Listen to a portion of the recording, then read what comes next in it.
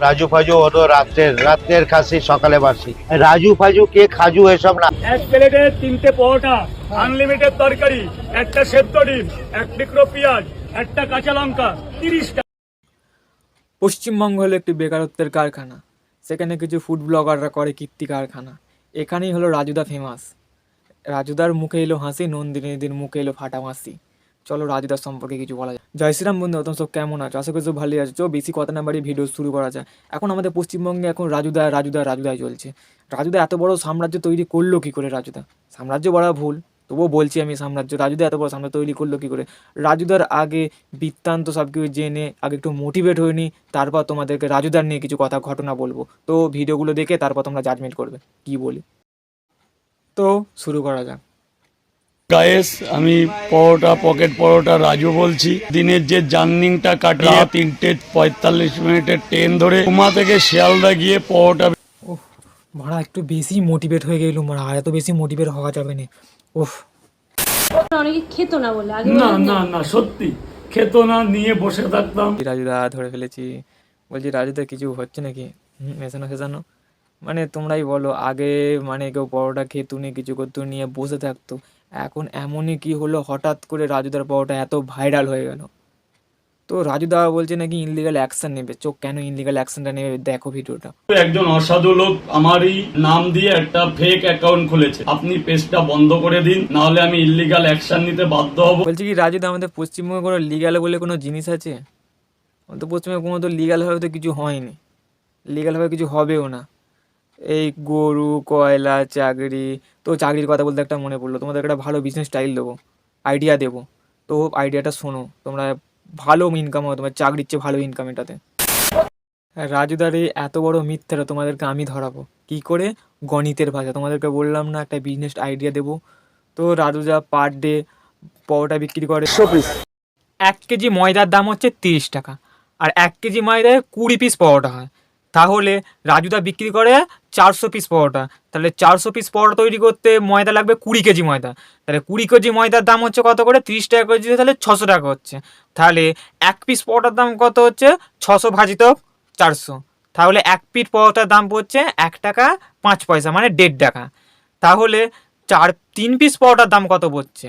ওই 4 টাকায়, আমি রাউন্ড ফিগারে 5 টাকায় ধরছি। আর ঝাল মশলা, তরকারি, গ্যাস এই সব মিলিয়ে 5 টাকা। মোট রাজুদার গোটা প্লেটটার খরচ পড়ছে 10 টাকা। আর রাজুদা যদি পার ডে যদি 150 পিসও সেল করে, তাহলে রাজুদার হচ্ছে মাসে দিনে ইনকাম হচ্ছে যে 1,500 টাকা, আর মাসে ইনকাম হচ্ছে 45,000 টাকা। 30 না 40। এই এক মিনিট, আমি তো ভুল বলে ফেলেছি। তো আমি রাউদা তো পরোটার দাম বাড়িয়ে দিচ্ছে, 40 টাকা করে দিচ্ছে। 40 টাকা যে ডিমটা যেটা দেয় ওইটা হচ্ছে 10 টাকা বাদ দিয়ে আমি 30 টাকা ধরছি। তার মানে রাজুদা 20 টাকা বাড়ছে। এইবার তোমরা হিসেব করে নাও 45,000 ডবল কত হয়। তাতেও রাজুদা বলছে আমি ভিখারি। মানা যায় কি এটা? এটা মানা যায় না। তাতেও রাজুদার কেউ খোঁজ খবর নিচ্ছে না। রাজুদা যে 12 দিন ঘরে বসে আছে, কোনো ফুড ব্লগারদেরকে যে বলতে হবে তো, হ্যাঁ রাজুদা তুমি কি খেয়েছো, তুমি ভালো আছো, তোমাকে কিছু কি সাহায্য করবো।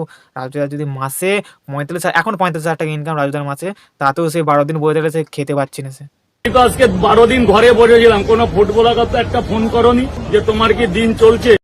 বলছি কি রাজুদা, এরা হচ্ছে ফুড ব্লগাররা, এরা কি করে তেল দিয়ে খাবো সেটা এরা জানে। আর এরা কোনো সরকারি আশা কর্মী না যে তোমার হচ্ছে ওই যে সংসার চলছে কি না চলছে খবর নিতে হবে। এরা হচ্ছে ফুড ব্লগাররা, কীভাবে তেল দিয়ে খেতে হয় সেরকম করে জানে। লাইন দিতে হবে এখানে, যে লাইনটা দেখো, পরোটা কখন খেতে হবে দেখো। মানে এত লাইন দেবো পরোটা খেতে হবে, তাই তোমার বিচি শুকিয়ে কিচমিচ হয়ে যাবে যে। কি অবস্থা মায়ের, রাজুদা যে এত ভাইরাল হয়ে গেল, লাইন দিয়ে পরোটা খেতে হচ্ছে। Apple apple apple. এরা হচ্ছে রাজুদার কিছু পাতাখোর ভক্ত।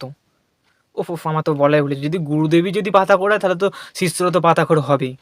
তো ভাই তুমি যদি আমার এই ইউটিউবে যদি ভিডিওটা দেখে থাকো, তুমি আমাকে কমেন্টে জানতো তুমি কী পাতা খাও। আমিও সেই পাতাকে নেশায় হারিয়ে যেতে চাই। সেই পাতাটাকে আমাকে বলো, অবশ্যই বলো তুমি কী পাতাটা খাও তুমি।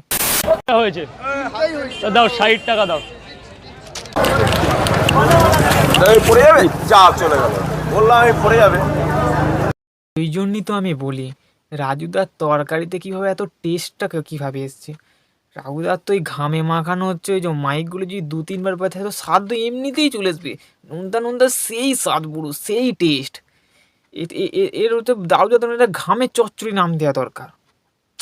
এটা ঘামের চচ্চড়ি, এটা সেই টেস্ট, তোমার খেয়ে দেখো সেই সেই এই লেভেলের টেস্ট। আমি ওটা নেব না, না না, কোনো ভালোবাসে না, আমি কোনো সেলিব্রিটি না যে আপনার উত্তরই নেব। রাজুদার এখন আলাদাই ব্যাপার, রাজুদার এখন আলাদাই ব্যাপার। রাজুদার এখন সব উত্তরীয় পথ আছে, কিন্তু রাজুদা উত্তরীয় পড়তে চাইছেন না। কাকা আমি তোমাকে একটা কথা বলবো, যে খেতে চাইছে না তাকে না খাওয়ানোই বেটার। এবার তুমি যদি কাকা যদি বুদ্ধিমান হও, তুমি কথাটা বুঝে নেবে। তো রাজুদা একটু ভাইরাল টাইরাল হয়ে যাওয়ার পর কী সব বলছে দেখো। कोलकाता का फेमस परोठा है, of the camera, of the camera. তেই রে বাড়া, ওটা অফ দ্য ক্যামেরা, মানে ক্যামেরাটা তোমাদেরকে অফ করতে বলছে। তোমরা সব কিছু আলাদা মাইন্ডে নিও না। রাজুদার এখন ভাইরাল হয়ে যাবে, রাজুদার এখন আলাদাই ব্যাপার হয়ে যাচ্ছে।